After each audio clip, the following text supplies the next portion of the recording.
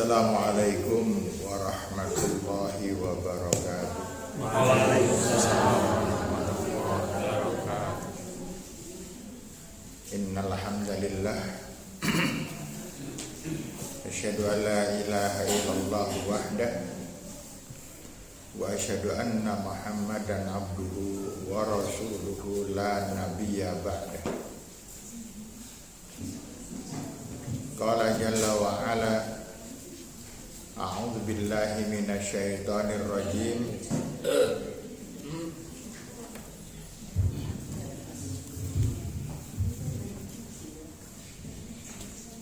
Innal muslimina wal muslimat wal mu'minina wal mu'minat wal qanitina wal qanitat was-sadiqina was-sadiqat was-sabirina was-sabirat ila akhir ayat. Faqal a'adda lahum maghfiratan wa ajran 'azima. Allahumma la sahla illa ma ja'altahu sahlan wa anta taj'alul hazana idza syi'ta sahlan. Ibu-ibu dan bapak-bapak yang saya hormati, alhamdulillah wa syukurillah, malam hari ini kita diparingi sehat oleh Allah, diparingi sempat, diparingi kuat, diparingi semangat, sehingga kita bisa bersama-sama melaksanakan dawuh perintah Allah dan Rasulnya untuk thalabul ilmi. Orang yang paling bejo dalam hidup adalah orang yang menjalankan ibadah sesuai dengan ilmu, sesuai dengan apa yang dituntunkan oleh Allah Subhanahu wa Ta'ala. Ini orang paling bejo. Nah, untuk bisa melaksanakan perintah Allah sesuai dengan perintahnya dengan benar harus dengan ilmu. Dan untuk itu maka orang yang paling bejo adalah orang yang rajin ngaji, sehingga pengetahuannya cukup ketika menjalankan sesuai dengan ilmu yang telah diajarkan oleh Allah dan Rasulnya. Karena bapak-bapak dan ibu-ibu yang saya hormati, banyak orang yang ngaku taat kepada Allah, taat kepada Rasul, tapi kalau ditanya sing ditaati apa, dia tidak bisa menjawab. Kenapa? Karena nggak pernah ngaji, karena tidak pernah belajar. Makanya ada orang di dalam menyambut Ramadan menjadi 3 golongan. Panjenengan nanti yang mana coba? 3 golongan ini. Yang pertama, yang sangat senang, sangat gembira, sangat bersyukur akan datangnya Ramadan. Itu ada. Penyebabnya ada 2. Penyebabnya karena iman, dan yang kedua, kemungkinan yang kedua, penyebabnya dodolane arep laris.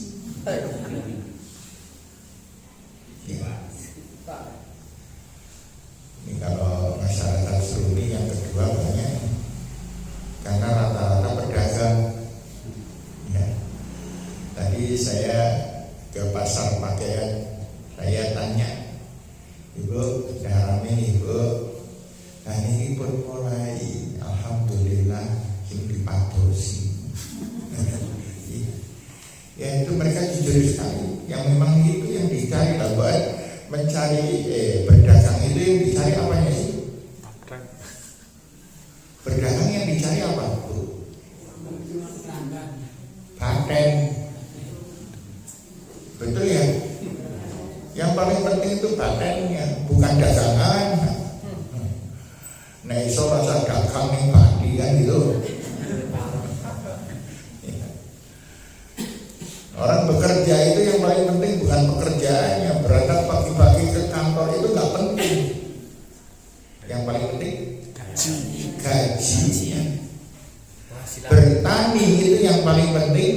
panennya.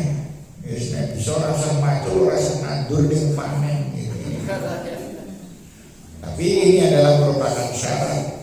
Seorang yang ingin mempunyai keuntungan besar harus bermodal besar, harus tempat yang strategis, harus manajemen yang baik. Demikian pula siang Ramadan. Siang Ramadan yang akan kita laksanakan ini sudah berapa kali kita melaksanakan coba? Sesuai umur. Sesuai dengan umur kita dikurangi 12 tahun. Umur kita dikurangi 12 tahun. Kalau panjenengan sekarang usianya 42, berarti panjenengan sudah melaksanakan Ramadan 30 kali. 30 kali itu berulang-ulang. Padahal dalam kehidupan kita ada orang ditatar. Tataran pertama diuji nggak lulus, masih lumayan, nggak apa-apa. Ditatar lagi, diuji lagi, nggak lulus, mulai kebangetan ya. Ditatar lagi, diuji, nggak lulus lagi. Kemudian tutornya mengatakan sekali lagi dipecat, diuji lagi, ditatar lagi, diuji, nggak lulus, pecat. Iya. Namun Allah tidak semacam itu. Sudah ditatar 30 kali, ngaji masih ngantuk terus, nggak apa-apa. Ya, sudah ditatar terus. Saya galak kalau karwani. Saya pernah mendengar ada anak kelas 3 sedang ngobrol waktu istirahat sekolah. Ternyata mereka membanding-bandingkan ibunya. Nek ibunya menawa orang kena. Ibunya menawa galak pol seneng ngomel. Pelite mau dia semua duitnya kan kertas colong. Ini anak kelas 3 SD ibu. Nah ibu yang nang omah mengarani telu. Siji kongkon, loro ngelarang, telu ngomel. Wis minggu tok. Ora tahu jenenge takonnya Mas iki Mbak iki pelajarane bisa ora wingi ulangan ora tahu kowe ngono. Anane mengoyang karo kongkon yang wis tok mantel motor dibrenyong bari-bari sekolah dan keselip pol lah alhamdulillah dhewe sekali di warung yo cetek manjang. Itu anak-anak di hadapan orang tuanya mandi sih takut soalnya. Iya ibunya neotan banget soalnya. Iya ngepelakan banget. Wah meneh bapake, nang pengajian ngantuk galake kok. Enggak bapak-bapak, saya memberikan di awal kan berarti banyak belum ngantuk. Jadi kan gak ada yang disindir. Bapak dan Ibu yang saya hormati, itu yang pertama, orang yang ketika menghadapi Ramadan senang. Ya Allah, sebentar lagi saya akan mendapatkan ampunan dari semua dosa-dosa saya. Saya akan berjanji ya Allah, nanti di Ramadan saya akan melakukan yang terbaik. Akan saya lakukan puasa sholat sekhusyuk-khusyuknya. Dan tarawih yang sebaik-baiknya. Akan saya baca Al-Quran sebanyak-banyaknya. Dan saya akan berpikir kepada Allah sekuat-kuatnya. Akan saya bahagiakan suami saya dengan sebaik-baik. Dan akan saya bahagiakan istri saya dengan sesempurna mungkin. Akan saya hadapi anak-anak saya dengan segala kenakalannya dengan penuh kesabaran. Ya Allah, semoga di Ramadan nanti saya tidak usah marah ya Allah. Jauhkan hamba dari marah, jauhkan hamba dari dengki, iri dan dengki. benci ya Allah. Dan ini semacam itu. Tapi ada yang ketika ditanya Pak pikir apa lagi, nah ya biasa. Ya, nek nyono poso ora poso padha wae. Lah kok padha wae? Nyong ora tau poso. Ada yang benci banget dengan puasa. Itu, iya, sudah berjanji bahwa nyong mau poso. Ngelus apa? Nah, ada yang cuek sekali. Ya, makanya poso ya dari poso. Iya. Lah, diluwingi dong. Biar poso biar dia ora poso yang urung dia. Yang ora sahur, yang ora poso kok. Nek ora sahur ora poso. Gitu. Jadi hal-hal macam ini adalah fenomena dalam masyarakat kita. Panjenengan yang mana ibu Bapak? Yang tengah ya. Yang biasa-biasa aja. Dunia seneng ya. Mereka seneng noleh lah. Ini dunia susah. Yo, mereka sepasi kan ya. Iya. Serba salah gitu. Baik bapak-bapak dan ibu yang saya hormati, maka kita semuanya harus mempelajari persoalan-persoalan ini. Mari kita perhatikan surat 33. Surat apa ya? Hadiah 1 juta. Al-Ahzab. Ya, daripada saya memberi hadiah 1 juta, mendingan kasih tebakan. Terus mulai kepek. Surat Al-Ahzab. Kita ambilkan ayat 35. Ya. Ini asbabun nuzulnya. Asbabun nuzul apa? Sebab turunnya. Ada seorang wanita termasuk ummul mukminin. Wanita ini termasuk ummul mukminin. Siapa itu ummul mukminin? Siapa ummul mukminin itu? Ini wanita ini bernama Ummu Salamah. Salah satu ummul mukminin, artinya salah satu istri Rasulullah. Istri Rasul Sallallahu Alaihi Wasallam. Rasulullah SAW menikahi Ummu Salamah ini di saat Ummu Salamah berusia 62 tahun dan Rasulullah berusia 52 tahun, selisih 10 tua Ummu Salamah. Siapa yang usianya sudah 60-an 2, kami sudah nenek-nenek. Iya. Seperti saya kasihan banget loh. Saya kalau tidur sekarang dengan nenek-nenek. Iya, bisa saya nenek-nenek. Iya. Dan istri saya juga tidurnya dengan kakek. Itu bodoh. Bapak dan Ibu yang saya hormati, Ummu Salamah ini diperistri oleh Rasul bukan karena cantiknya. Dan sudah 62 tahun, Rasulullah baru 52. Selisih kok 10 tahun. Dan selisih 10 tahun tua laki-lakinya masih mending. Di tetangga kampung saya ada anak perempuan usia 18 tahun menikah dengan kakek-kakek berusia 81 tahun. Wah, betul. Ya. Saya tidak usah sebut namanya, bukan yang kenal. 81 tahun menikah dengan remaja usia 18 tahun dan akhirnya punya anak satu. Ini punya anak satu.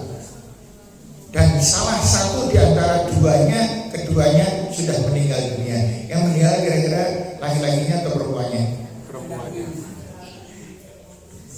Ya logikanya ya sing lanang kacake. Ya hanya menikah hanya berapa ya? 5 atau 4 tahun. Setelah menikah 4 atau 5 tahun suaminya meninggal dunia. Ya. Usianya sudah 86 atau 85 meninggal dunia. Menjadi janda muda usia 23 tahun, pada waktu itu 23 tahun, mempunyai anak 1 sampai sekarang belum menikah. Gitu. Kenapa kok belum menikah? Kenapa belum menikah janda ini? Karena tidak ada yang melamar. Iya, bukan tidak mau, nggak ada yang melamar. Itu Pak, laki-laki dan perempuan itu Pak perbedaannya. Sehingga banyak janda daripada duda. Betul? Ayo di sini banyak janda atau duda? Janda. Dimanapun kampung mesti banyak janda. Kenapa? Banyak perempuannya. Tidak, bukan karena banyak perempuan atau karena laki-laki lebih mudah meninggal dunia. Tidak juga. Saya pernah bertanya pada seorang ibu janda, usianya 52 tahun. Beliau ditinggal suami di usia 44 apa ya? Saya tanya, Bu, panjenengan kok gak nikah lagi sih, Bu? Apa jawabannya, Bu? Nah, pripun nambah-nambah sing lamar. Nek duda begitu ditinggal istri oleh Lamar. laki-laki, kalau ditinggal wanita langsung terkapar. Iya. Wah, lemah sekali laki-laki itu kalau ditinggal wanita. Saya pernah merasakan soalnya ditinggal haji oleh istri, oleh kelimpungan banget saya. Untung haji hanya 40 hari juga. Iya, hanya 45 semingguan itu.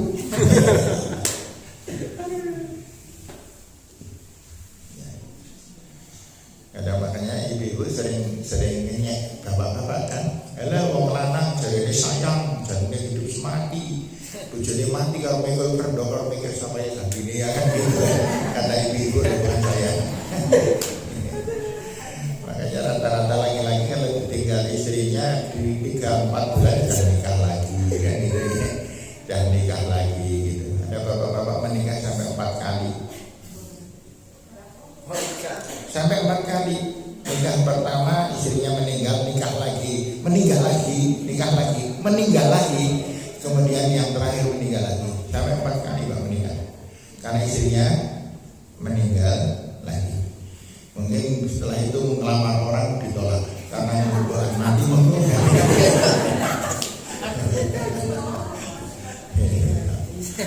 Ya, ini jangan lupa, ini pengajian terakhir.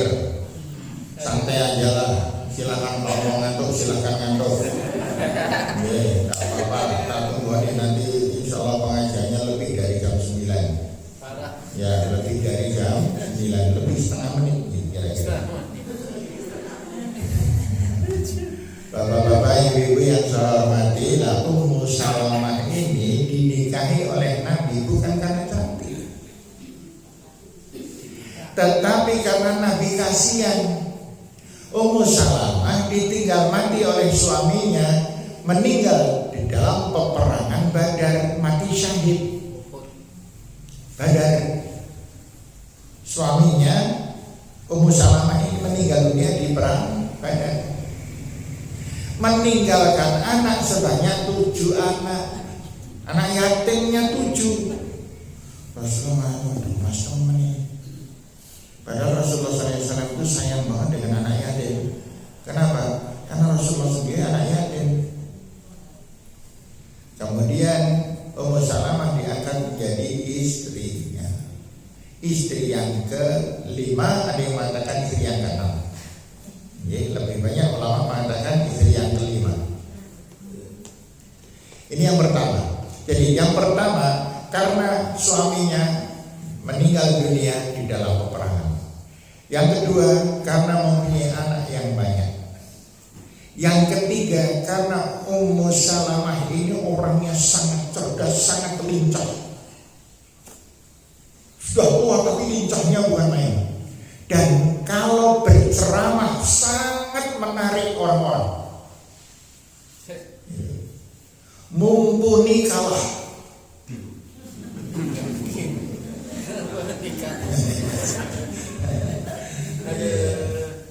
Kalau penceramah wanita yang menarik itu kalau Wonosobo Ustazah Eva.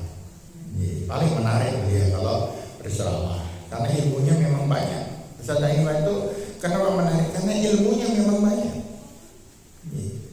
Bahkan dari ustaz-ustaz yang laki-laki kita enggak ada yang bersaing dengan beliau tentang keilmuannya.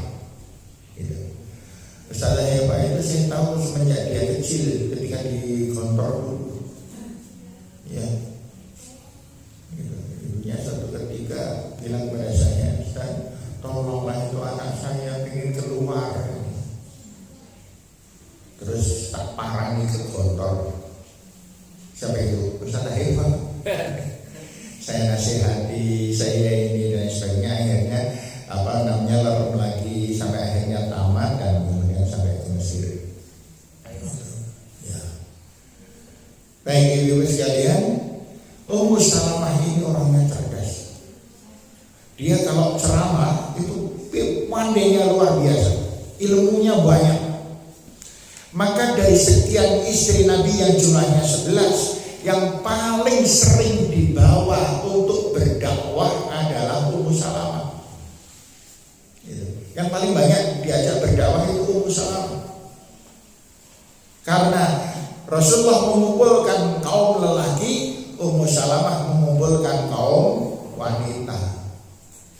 Jadinya wanita itu paling enak kalau diceramai wanita juga. Iya kan? Kalau diceramai oleh laki-laki, wanita itu ngantuan. Buktinya itu kan ada 1, 2, 3, 4 yang ngantuk. Boan. Jadi bapak-bapak dan ibu yang saya hormati, pada suatu hari Ummu Salamah matur pada Rasulullah, wahai Rasul, kenapa di dalam Al-Quran laki-laki itu lebih banyak disebut oleh Allah daripada perempuan? Padahal perempuan itu punya peranan sangat besar dalam kehidupan laki-laki. Selesai Ummu Salamah menyampaikan hal tersebut, tiba-tiba turun malaikat Jibril dan mengatakan kepada Nabi Muhammad, ada wahyu dari Allah. Bunyinya adalah A'udzubillahi minasyaitonirrajim. Innal muslimina wal muslimat, sungguh orang-orang yang berserah diri kepada Allah, laki-laki maupun perempuan, wal mu'minina wal mu'minat, wal mu'minina wal mu'minat, dan laki-laki ataupun perempuan yang beriman kepada Allah, wal qanitina wal qanitat, dan orang-orang yang taat dan selalu taat kepada Allah dan Rasulnya, laki-laki maupun perempuan. Terus wassadiqina wassadiqat, dan orang-orang yang selalu bersikap benar, berkata benar, berbuat yang benar. Wassabirina wassabirat, dan laki-laki ataupun perempuan yang mempunyai sifat mental yang penuh dengan kesabaran. Kemudian apa lagi? Ya kalau menghafalkan 10 ayat tak ngapain ya? Mana?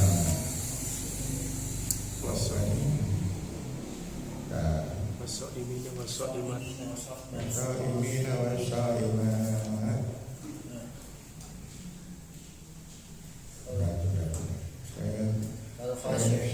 Saya sudah membuatkan ringkasannya. Wassabirina wassabirat, laki-laki dan perempuan yang sabar. Wal khashi'ina wal khashi'an, orang yang fokus pikirannya. orang yang tenang pikirannya. Wal mutasaddiqina wal mutasaddiqat, dan orang yang gemar bersedekah. Was-shaimina was-shaimat, dan orang yang suka berpuasa, apalagi Ramadan. Wal hafidhina furujahum wal hafidhat, dan laki-laki ataupun perempuan yang menjaga kemaluannya dan menjaga kehormatannya untuk tidak berbuat salah. Wadzakirina katsiran wadzakirat, dan laki-laki ataupun perempuan yang banyak berzikir kepada Allah. Itu 10. A'addallahu lahum maghfiratan, Allah menyediakan ampunan dari dosa-dosanya. Wa ajran 'azima, dan akan mendapatkan pahala yang paling besar. Pahala paling besar itu ada 3. 1, melihat Allah. Bisa dibayangkan betapa inginnya kita melihat Allah yang dicipta, bisa menyaksikan yang mencipta. Gitu. Yang kedua, bertemu dengan Rasulullah Sallallahu Alaihi Wasallam. Dan yang ketiga, dimasukkan dalam surga Jannatun Na'im, surga yang penuh dengan kenikmatan. Di surga itu tidak ada orang ngantuk. Ya, nggak ada orang ngantuk, nggak ada orang marah, nggak ada orang menderita. Ya. Tidak ada orang susah. Yang ada hanya orang yang berbahagia. Dan bahagia itu berasal dari ketenangan. Jangan lupa loh, bahagia itu wajib ibu. Merengut itu dosa. Di surga tidak ada orang merengut. Maka latihanlah senyum. Di surga itu hanya ada orang senyum gitu. Maka terus kita tersenyum pada setiap orang. Bahkan orang yang suka berbuat salah kepada kita. Kalau senyumnya hanya dengan orang baik-baik, itu senyum biasa. Tapi tersenyum kepada orang yang berbuat salah kepada kita, berbuat zalim kepada kita, berbuat khianat kepada kita, menipu kita, membohongi kita, ini baru namanya luar biasa. Rasulullah sedang memberikan contoh itu kan. Rasulullah sedang berjalan ke pasar. Tiba-tiba ada orang memanggil, Muhammad. Rasulullah balik. Rasulullah itu kalau dipanggil nggak pernah nengok, nggak seperti kita lah. Nggak seperti kita. Masuk di apa? Gitu paling. Iya. Rasulullah tidak balik badannya baru bilang apa? Ketika Rasulullah SAW dipanggil Muhammad, dia balik badannya lalu tiba-tiba diludahi wajah mulia Nabi Muhammad Sallallahu Alaihi Wasallam. Kalau kita melihat macam itu, yakin kita nggak terima tenangannya. Ya, apa mana kita yang diludahi? Saya kalau diludahi orang, yakin saya langsung nunduk ke bawah, golek batu. Gitu. Buadem tenang. Apa yang dikelakukan Rasulullah SAW pernah bersabda, "Ta'ati man haramat," berbuat baiklah kepada orang yang suka berbuat salah kepadamu. Dan itu nyata. Ketika diludahi, Rasulullah malah tersenyum. Waspada betul Rasulullah SAW. Kalau ada orang yang tidak kenal kepada saya, kok berbuat salah kepada saya, pasti ada apa-apanya. Dan ini apa-apanya mesti saya. Ketika itu Rasulullah SAW kemudian wajahnya hanya dilapih saja, kemudian di tangannya dilapih ke tanah dan jalan. Paginya diulang lagi, dipanggil lagi, diludahi lagi. Apakah Rasulullah marah? salah loh. Sabar kalau watesi. Tidak, sabar itu tidak ada batas. Rasulullah SAW punya kesabaran yang tidak berbatas. Rasulullah SAW pernah sujud di hadapan Ka'bah. Ada orang kafir, pemuda kafir itu menginjak tengkuknya. Tengkuk kitok, diinjak sambil mentang-mentang, mana Muhammad Tuhanmu? Kalau memang kamu mendakwahkan tentang Tuhan, mana? Coba hukum aku, siksa aku, celakakan aku. Rasulullah SAW pada waktu itu hanya beristighfar, astagfirullah.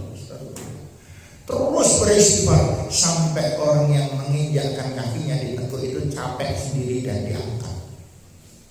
Kalau Rasul mau, ya Allah celakakan orang yang telah mendolimi hamba orang itu langsung celaka. Tapi Rasulullah SAW kesabarannya tiada tara. Nah kita umatnya itu ya orang kita berapa persen ketularan Nabi gitu loh. Ya sedikit nesu. Mas, ibu pun udah kayak lemah goreng ya, nang warung mau berpate, ya pada sibuk mau. Ya. Hari yang ketiga dilakukan yang sama. Hari yang keempat Rasulullah lewat situ tingati tuh. Bang sisa itu yang mandi ya. Dicari dan akhirnya dapat informasi bahwa orang itu sedang sakit. Rumahnya di mana? Itu rumahnya. Apakah kemudian Rasulullah kalau panjenengan gitu gimana Pak? Ngomongin nanti itu kan sakit mudharo di sana. Iya Rasulullah tidak. Rasulullah nengok mendoakan orang itu segera sembuh. Orang itu takut, malu, bencinya setengah mati pada Rasulullah. Setelah itu pulang dari pasar, Rasulullah SAW membawakan jajan untuk diberikan pada orang itu. Ya nggak tahu jajan pada zaman itu beri tempe kemul ya orang lalu.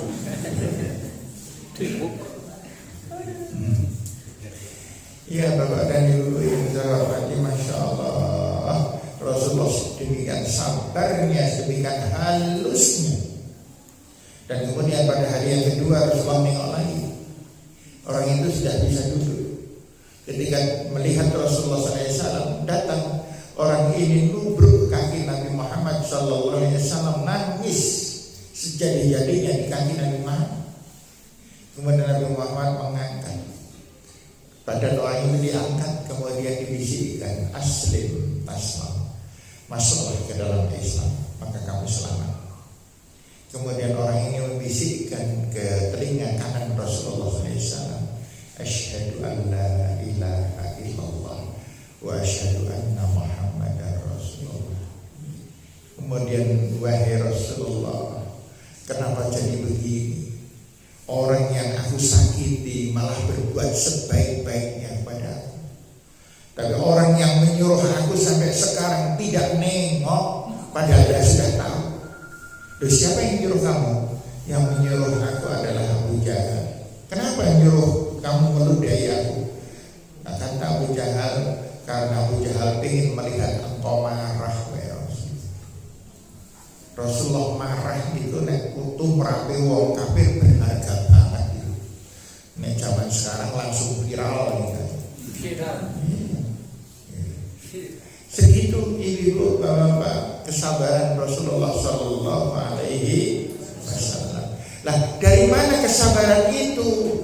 Dari tuntunan Al-Quran. Mana ayat yang mengatakan supaya kita bersabar? Di antaranya yaitu surat Al-Ahzab ayat 35.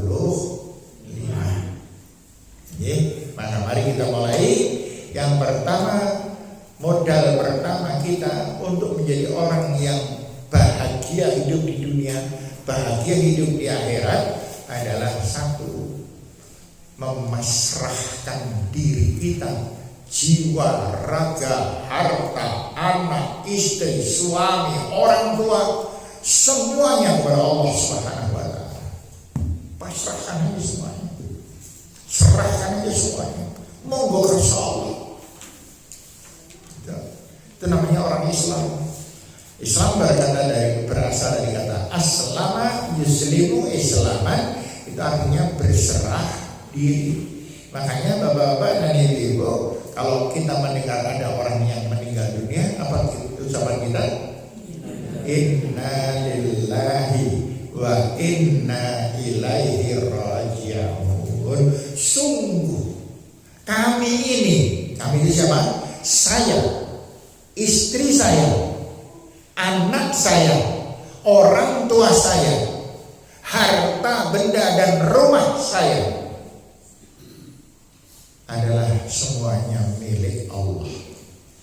Wa inna, dan semua itu ilaihi raji'un, harus dikembalikan kepada Allah Subhanahu wa Ta'ala. Kapan mengembalikannya? Kapan mengembalikan semua itu kepada Allah? Telah wafat. Kafir sindur menyerahkan diri itu. Tidak. Kapan menyerahkan diri? Dalam hidup kita. Kapan itu? Ya sekarang. Maka orang yang suka berkhianat pasti tidak mempunyai mental berserah diri kepada Allah. Orang yang suka marah pasti tidak mempunyai sifat sebagai seorang muslim yang berserah diri kepada Allah. Orang yang suka muring-muring pasti bukan orang yang berserah diri kepada Allah. Gitu. Nah, siapa orang yang berserah diri kepada Allah? Orang yang tenang, orang yang monggo kersa Allah. Sakitnya cepat sembuh karena berserah diri kepada Allah. Ya Allah, ya Allah, bismillah, ya Allah, hamba terima sakit hamba ini. Saya hamba akan berikhtiar, ya Allah, sembuhkan hamba, ya Allah. Tenang. Tapi orang yang tidak berserah diri pada Allah, tanda-tandanya nek sakit sering ngomel, ada di antaranya nenek loro ngomel, ngelarak, ngesunan, gitu. Ini biasanya semacam ini laki-laki kalau sedang sakit bela-bela bu wedang, ya, dan panas teman, tak dengki ini, gitu. Obatin di yang ngapain orang kenang-kenang teman banyak dipijit kita, dicui terus, itu laki-laki kalau sedang sakit. Tapi kalau wanita sedang sakit, suaminya takut aja orang,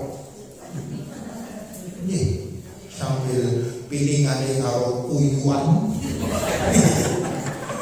tetap nyabu, tetap ngumbai, tetap masak. Orang kadang jadi sempoyong orang karu-karuan itu, tidak mengeluh kalau wanita itu. Kenapa? Itu yang menyebabkan wanita lebih kuat. Maka terkutuklah laki-laki yang berani merendahkan wanita. Ya. Wanita itu jauh lebih jawabannya nggak usah GR bu. Wanita itu lebih kuat daripada laki-laki.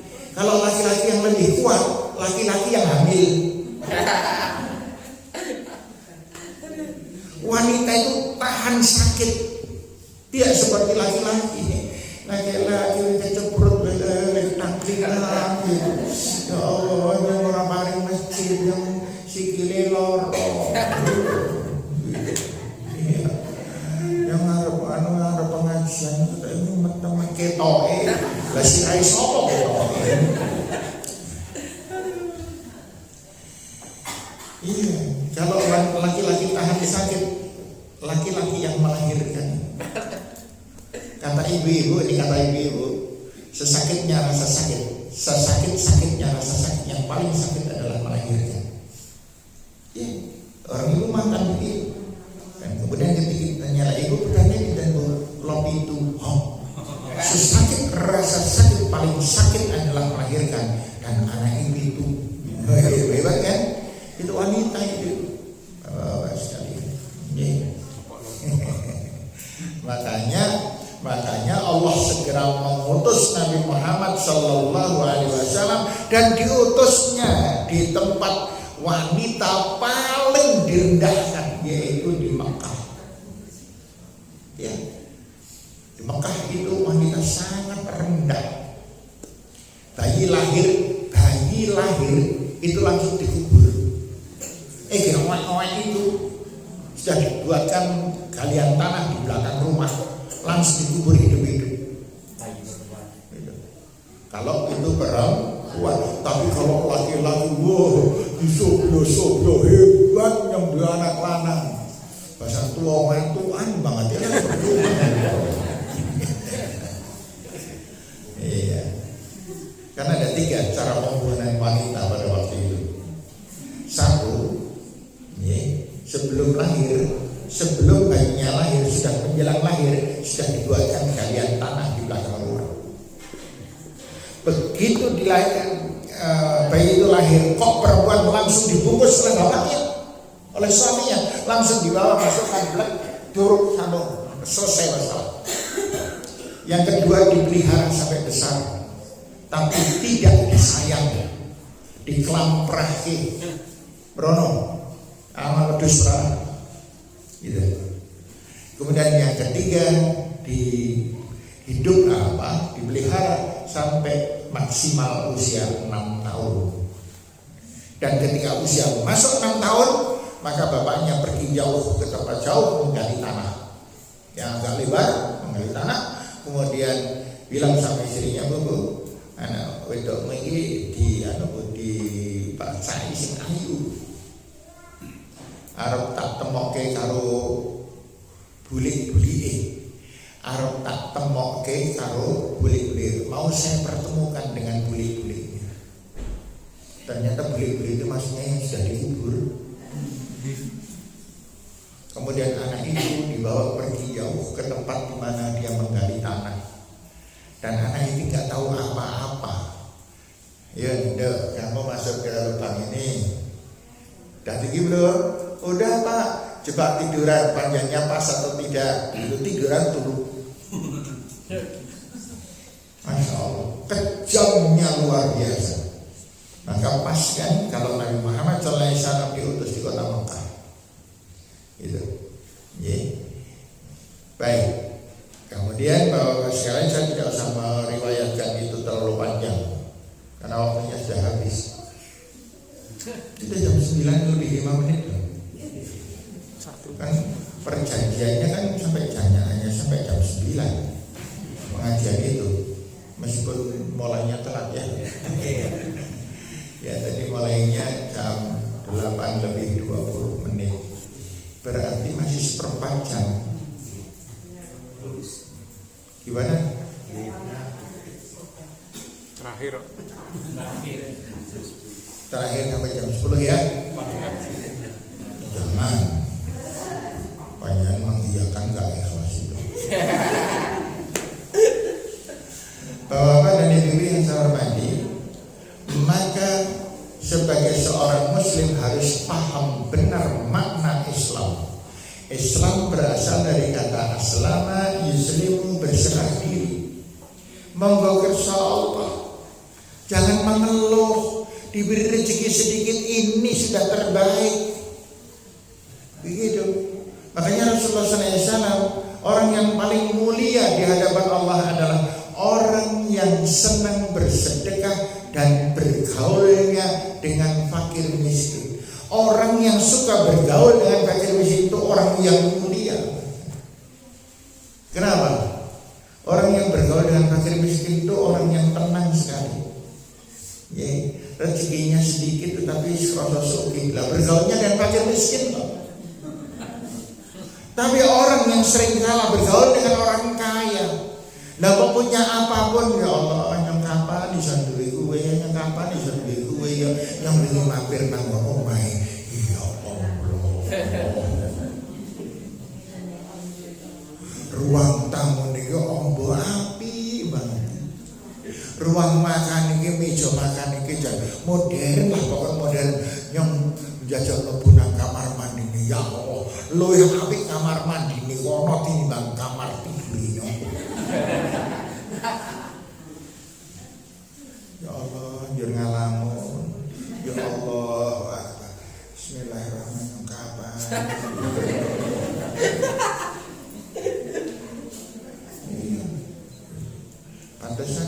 Pantesan orang-orang yang rumahnya api-api, yang habis direhab itu seneng ngunduh pengajian, seneng ngunduh arisan, seneng ngunduh PKK, wis diunduh semuanya.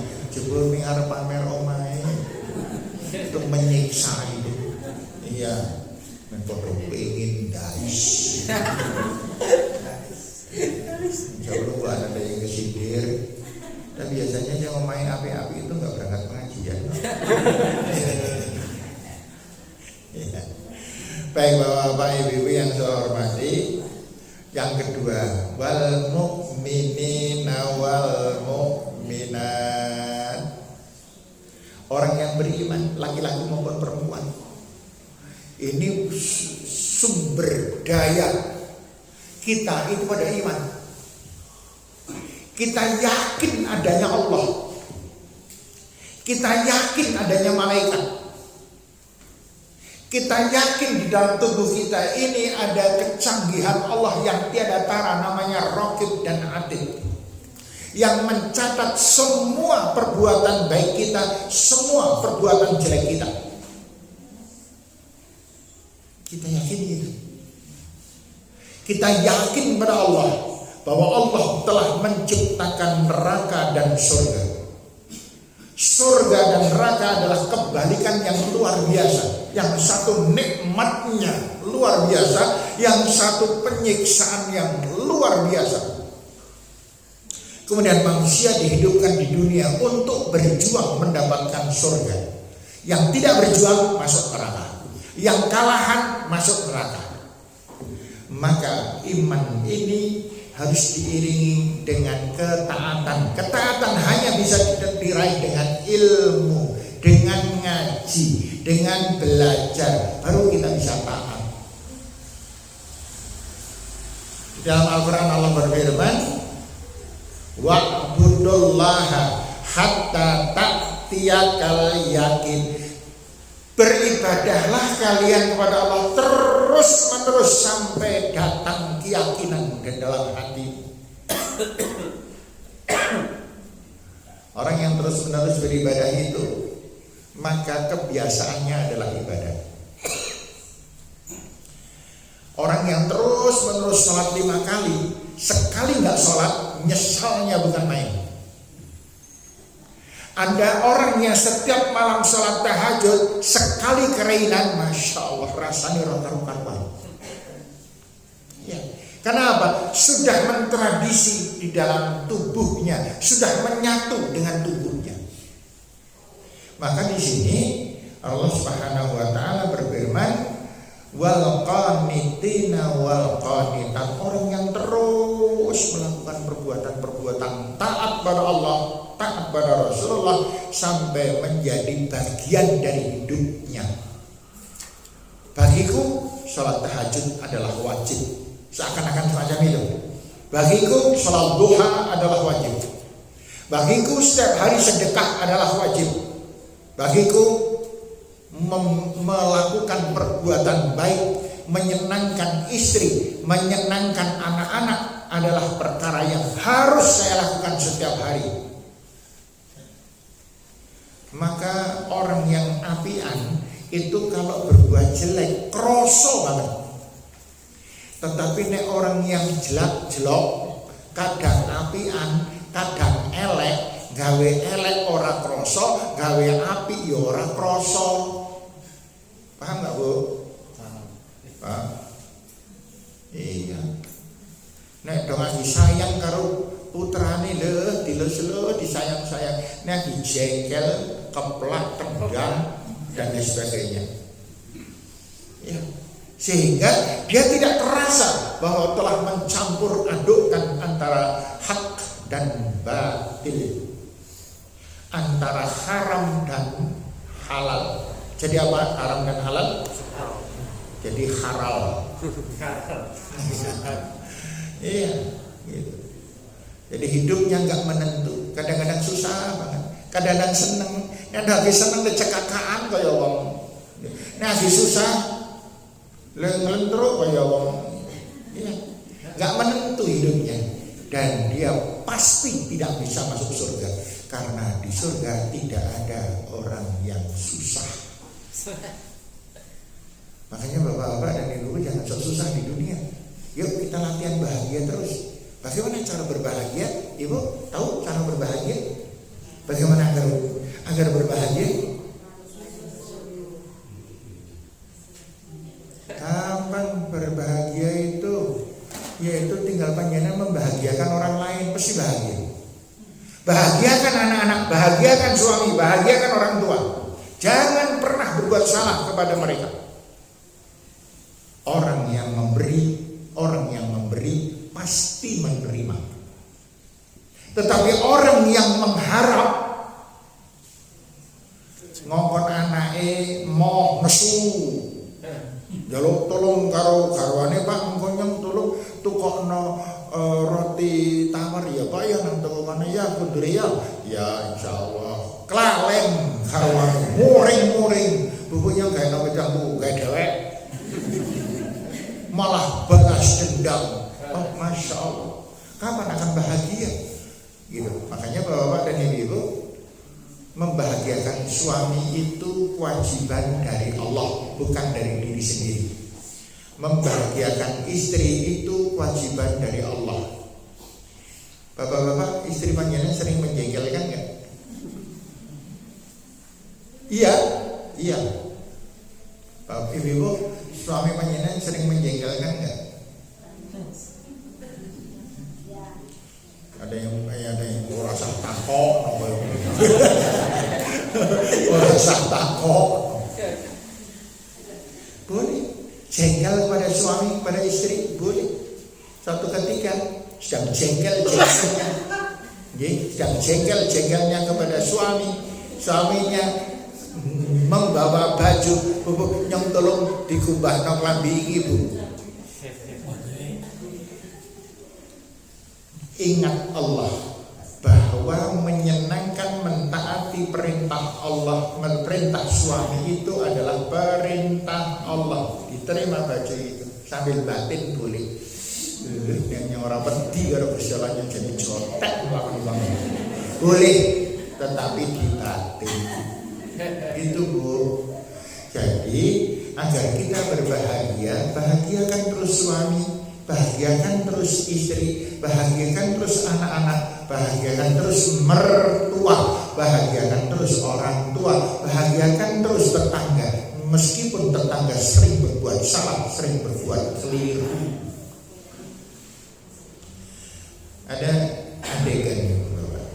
Ada seorang ibu menyuruh pembantunya, yuk aku njaluk tolong kowe njaluk godhong jeruk purut nang toko kuwi.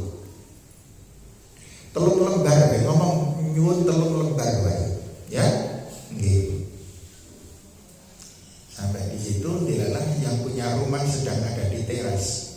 Bu, kula didhawuhi Bu anu kan nyuwunaken ron jeruk purut 3 lembar mawon. Ibu yang punya rumah bilang, ojo yu nembe tukul. Padahal jeruk purutnya itu udah rimbun gitu, doangnya banyak banget. Si istri sakit, si pelayan pembantu itu sakit. Nemung 3 kok Bu, ya 3 pohokan godhong. Orang dadak karo ibune ya. Aja saiki nek njaluk godhong jeruk purut kapan-kapan meneh wae. Si pembantu pulang karo pecucah wong nek peliti ora umum ki ngomel banyak sekali. Sang ibu tidak menjawab. Pada suatu hari kira-kira seminggu kemudian, ibu ini di belakang rumah ada pohon pisang. Sudah diketok, sudah tua. Sudah tua diketok. Kemudian dipotongi rip-ripan itu. Ada 8 rip. Rip-ripan yang pertama itu dimasukkan ke dalam rumah. Rip yang terakhir, 2 rip yang terakhir juga dimasukkan. 5 rip oleh ibu itu mengatakan yo kenyang juga tas kresek 5 tas kresek kemarin. Kuwi njur wadai ya pisang kuwi wadai sing apik-apik kuwi. Njur gaturno nang nggon bukae. Si pembantu bilang, "Bu, dene sing mriku sukani, Bu." Ibu ta sekelingan bukan riyen dijaluki godhong perut mawon gejrot perut mawon ten asam pisang kadang disukani pisang. Apa jawaban ibu? Indah sekali, Ibu. Nek mung bisa gawe apik karo wong apik iku biasa. Ning sing luar biasa gawe apik karo wong sing wis tau salah iku sing didhawuhake Rasulullah. Ya, paham apa ora? Nah, betul ngertos. Tapi dilaksanakan dan diberikan kepada orang itu. Jadi ibu semuanya, kebahagiaan itu melawan hawa nafsu. Hawa nafsu, jangan marah dengan orang, jangan ada dendam, jangan ada sakit hati, tersinggung dan terhina. Tidak usah. Rasulullah SAW sudah menyontohkan kok. Rasulullah tidak pernah sakit hati. Rasulullah dilempari batu di Taif, lempari batu sampai berdarah-darah. Waktu sedang istirahat, malaikat Jibril datang, "Muhammad, apakah engkau mengizinkan orang Taif aku timpakan satu bukit agar mereka mati semuanya?" Nah, Rasulullah SAW, "Jangan Jibril, jangan. Mereka itu qaumun la ya'lamun, innahum qaumun la ya'lamun." Mereka adalah umat atau kaum yang belum sadar, belum memahaminya. Gak ada dendam Rasulullah SAW. Makanya Rasulullah SAW mengajarkan kepada kita bahwa semua umatnya harus hidup bahagia. Dan hidup bahagia itu berasal dari hati yang tulus, hati yang ikhlas. Itu semuanya Ibu, saya menyampaikan kali ini agar kita bisa mempraktekkan nanti di bulan Ramadan. Jangan ada dendam di bulan Ramadan. Tidak ada marah. Yang ada lemah lembut antara suami dan istri. Tapi lebih ibu, jangan panjenengan marah Ibu kalau sahur suami angel digugah Ibu. Ya. Ada anak-anak angel digugah. Awalnya si bapak umum pas sahur meh imsak. Anak-anak bangun wis meh saya podo tangi kabeh sahur. Pak wis siap kabeh garek dahar. Ya wis lenggah parani meneh nglampuk. Iki jane arep padha sahur apa ora? Pak, jenengan iki megani dahar. Ora kan mliwat, ora kan ngangat.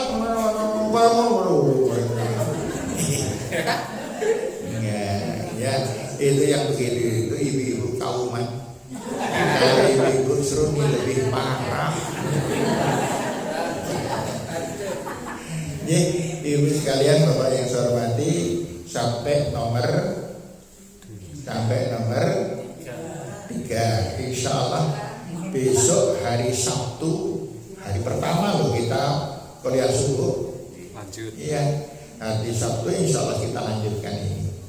Ya, kita lanjutkan yang ketiga, yang keempat, kelima sampai yang ke-10.